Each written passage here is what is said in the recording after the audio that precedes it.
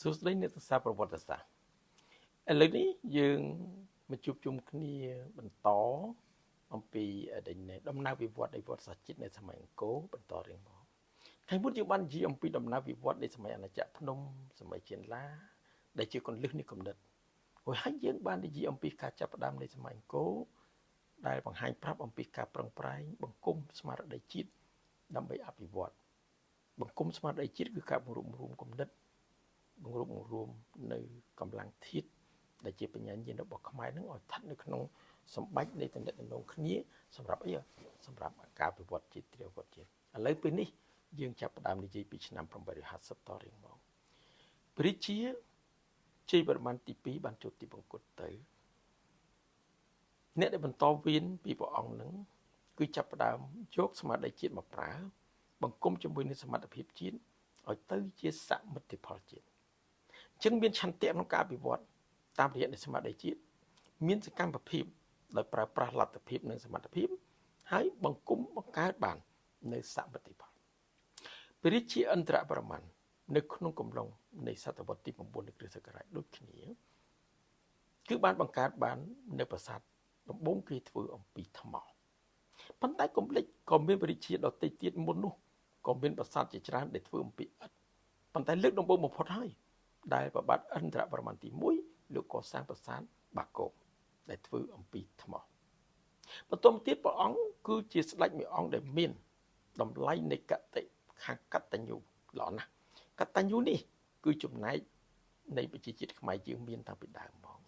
គឺព្រះអង្គបានកសាងប្រាសាទព្រះគោដែលធ្វើអំពីឥដ្ឋសម្រាប់ថ្វាយដល់បុព្វការីរបស់ព្រះអង្គព្រះអាយកាព្រះមេត្តាបិតារបស់ព្រះអង្គអ្វីដែលយើងយកចិត្តទុកដាក់គិតនៅក្នុងសម័យចាប់ផ្ដើមនេះគឺមានការកើតឡើងនៅទស្សនៈទានកតញ្ញូនេះធំមែនទែនរហូតទៅដល់ការបង្កើតនៅឆន្ទៈជាតិយកសមត្ថភាពនិងលទ្ធភាពរបស់ជាតិទៅប្រើដើម្បីបង្កើតនៅសមិទ្ធផលជាតិអញ្ចឹងបន្តមកទៀតទៅមានប្របាទយសោវរ្ម័នទី1ដែលព្រះអង្គកសាងទីក្រុងយសោធិបរៈនេះរហូតដល់បង្កើតបាននៅបារាយណ៍ទឹកដ៏ធំសម្រាប់ការងារសេដ្ឋកិច្ចនិងកសិកម្មឥឡូវនេះកូនចាប់ផ្ដើមបារាយណ៍ដែលកើតដំបូងគេឥន្ទ្រតដានៃព្រះបាទឥន្ទ្រវរ្ម័នទី1នៅលីនៅរលួសក៏ប៉ុន្តែបារាយណ៍ទាំងអស់នោះក៏ប្រើប្រាស់សម្រាប់កសិកម្មប៉ុន្តែបារាយណ៍ដែលបានបង្កើតឡើងដោយព្រះបាទយសោវរ្ម័នទី1គឺបារាយណ៍ធំដែលនាំមានការកើតឡើងនៅតំបន់ទឹកសម្រាប់ការវិវត្តកសិកម្មជាតិដែលជាមូលដ្ឋានគ្រឹះនៃសេដ្ឋកិច្ចជាតិរបស់យើងអញ្ចឹងទាំងអស់ហ្នឹងតែយើងអាចនិយាយបានទេថាបន្ទាប់ពីមានស្មារតីជាតិមានសមត្ថភាពជាតិបង្កើតបានកម្លាំងជាតិតាមរយៈនៃស្មារតីនិងឆន្ទៈហើយបង្កើតបានកម្លាំងធាតុគឺកម្លាំងពលកម្មទាំងបញ្ញានិងកាយបង្កើតបាននៅមូលដ្ឋានសេដ្ឋកិច្ចអញ្ចឹងកុំភ្លេចណាខ្វះស្មារតីជាតិមូលដ្ឋានសេដ្ឋកិច្ចក៏ពិបាកកើតដែរមូលដ្ឋានសេដ្ឋកិច្ចដែលកើតឡើងហ្នឹងគឺដោយសារតែមានបញ្ញាមានសមត្ថភាពមកឯងហើយនឹងការរួបរวมកម្លាំងនៃស្មារតីជាតិនោះឯងបើសិនជាអ្នកចេះដឹងទាំងឡាយណាគ្មានការរួបរวมទេថាយើងធ្វើមិនយើងអាចបង្កើតបាននៅសមិទ្ធផលជាតិបានម្នាក់ឯងធ្វើអីកើតវាត្រូវការកម្លាំងអញ្ចឹងទេបារាយណ៍ទឹកដ៏ធំធេងបង្កើតបាននៅមូលដ្ឋានទឹកធនធានទឹកសម្រាប់អភិវឌ្ឍសេដ្ឋកិច្ចកសិកម្មជាតិរីកចម្រើនកាន់តែខ្លាំងឡើងការកសាងប្រាសាទភ្នំបាខែងជាពូលទីតាំងកណ្ដាលនៃទីក្រុងយសោធិបរៈក៏ជាផ្នែកមួយបង្ហាញប្រាប់អំពីនិមិត្តភាពនៃការអភិវឌ្ឍទៅលើការគោរពសាសនាដែលជាប្រាសាទភ្នំប្រាសាទនៅលើភ្នំបាទអញ្ចឹងប្រាសាទបាខែងបានកើតឡើងនឹងមានប្រាសាទដទៃទៀតតាំងពីប្រាសាទព្រះវិហារនិងប្រាសាទដទៃទៀតជាច្រើនដែលកើតឡើងនេះប្រាសាទភ្នំបូកប្រាសាទអីច្រើនឡើងទៀតបន្តកើតឡើងទៅនៅសម័យអង្គរការកសាងប្រាសាទកាន់តែច្រើនឡើងក្រោយពីប្របាទយសោវរ្ម័នទី1មកព្រះរាជាដទៃទៀតក៏បានបង្គុំគំនិតគិតនាំប្រជាជនយើងដោយមានជំនឿពឹងពាក់ទៅលើព្រហ្មញ្ញសាសនាពឹងពាក់ទៅលើអតិទេពនាំនេះកសាងទីប្រឋានរបស់អតិទេពនីតិប្រឋានសម្រាប់អតិទេពអញ្ចឹងទាំងអស់ហ្នឹងនៅនាំមានកើតឡើងនៅទីតាំងនៃប្រាសាទហើយក៏សម្បូរទៅដោយទឹកពីព្រោះប្រាសាទណាក៏ដោយគេអន្តរឡោមទៅតាមលោកអធិនិយមគឺមានន័យថាមានទីតាំងនៃប្រាសាទរបស់អតិទេពមានទឹកមានទឹកត្រូវតែមានទឹកត្រូវតែមានថាទីតាំងសម្រាប់ប្រភពទឹកដើម្បីតម្រូវការរបស់ការប្រើប្រាស់របស់ប្រជាជនយើងប្រាសាទកាន់តែច្រើនទឹកកាន់តែច្រើន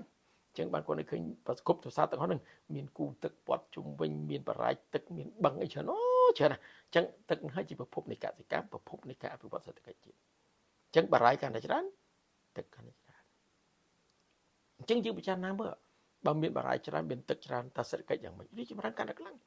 ហើយអាការជឿជាក់ការសាមគ្គីភាពក៏កាន់តែមានស្មារតីតាំងពីសម័យឆ្នាំ850បបបាត់ជ័យវរ្ម័នទី2នោះវាបង្គុំឲ្យមនុស្សទាំងអស់នឹងខ្លាចខ្លួនទៅជាអ្នកគោរពប្រតិបត្តិដើម្បីតម្លៃខ្លួនឯងជាពលរដ្ឋតម្លៃខ្លួនឯងជាប្រជាជនស្ថិតនៅក្រោមនៃពន្លឺ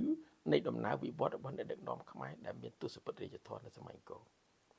ពីសម័យអង្គរនៃការអភិវឌ្ឍចម្រើនដល់សម័យនៃការអភិវឌ្ឍរុងរឿងខ្លាំងមែនទែនគឺនៅក្នុងសម័យប្របាទសូរ្យវរ្ម័នទី2បើនិយាយពីសូរ្យវរ្ម័នទី2គឺយើងដឹងថាប្រាសាទអង្គរវត្តចាំទាំងអស់គ្នាអញ្ចឹងណាប្រាសាទអង្គរវត្តគឺកសាងនៅឆ្នាំ1113ដល់ឆ្នាំ1150ប្លាយហ្នឹងកសាងប្រាសាទធំណាស់អូយធំប៉ុណ្្នឹងមិនដូចយើងរកឃើញកន្លែងមិនទាន់ហើយធំប៉ុណ្្នឹងពិតពេលវេលាវែងប៉ុណ្្នឹងមែនប៉ុន្តែយើងនៅតែមិនទាន់បានឃើញបញ្ចប់នៅកន្លែងខ្លះអញ្ចឹងបានទីប្រាសាទនេះមានគោលដៅធំណាស់ប៉ុន្តែដោយសារតែបញ្ចប់នៅព្រះរាជកិច្ចរបស់ព្រះអង្គទៅក៏មានសេសសល់កន្លែងដែលត្រូវណែ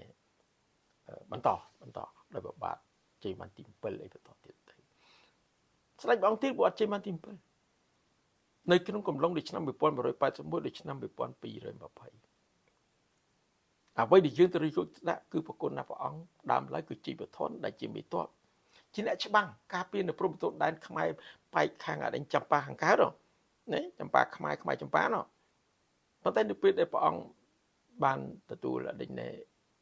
ជោគជ័យទៅគឺព្រះអង្គបានឡើងសោយរាជនឹងឯងអញ្ចឹងយើង